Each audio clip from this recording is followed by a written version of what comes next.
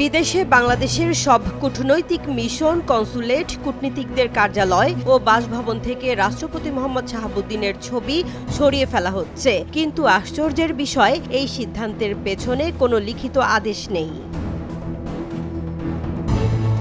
কূটনৈতিক মহলে এখন প্রশ্ন, কার নির্দেশে, কিসের সংকেতে অদৃশ্য হয়ে গেল রাষ্ট্রপতির ছবি? রবিবার বার্তা সংস্থা ইউএনবি জানায়, গেল কয়েক মাস ধরে পররাষ্ট্র মন্ত্রণালয়ে চলা এক অদৃশ্য নীতির প্রভাবেই সরানো হয়েছে এই ছবি। কূটনৈতিক সূত্রগুলো একে বলছে জিরো পোর্ট্রেট পলিসি, অর্থাৎ কারো ছবি নয়, কোনো ছবিই নয়। এক জ্যেষ্ঠ কূটনৈতিক নাম প্রকাশ না করার শর্তে বলেন, লিখিত কোনো নির্দেশনা সদর দপ্তর থেকে আসেনি, কিন্তু বোঝার মতো ইঙ্গিত অবশ্যই ছিল। মন্ত্রণালয়ে ছবি নেই মানেই বার্তাটা স্পষ্ট।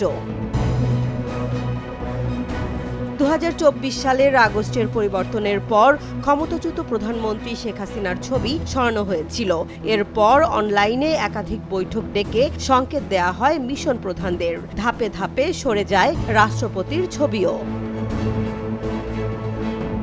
আরও চাঞ্চল্যকর তথ্য হলো, পররাষ্ট্র মন্ত্রণালয় কখনোই আনুষ্ঠানিক চিঠি পাঠায়নি, শুধু টেলিফোনে নির্দেশ।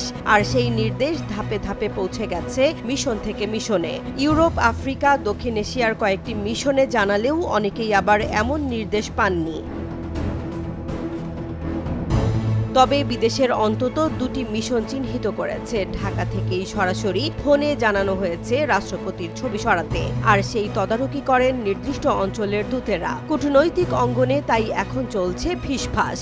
রাষ্ট্রপতির ছবি কেন সরানো হলো? এটা কি কেবল একটি নীতি, নাকি বড় কোনো বার্তার ইঙ্গিত?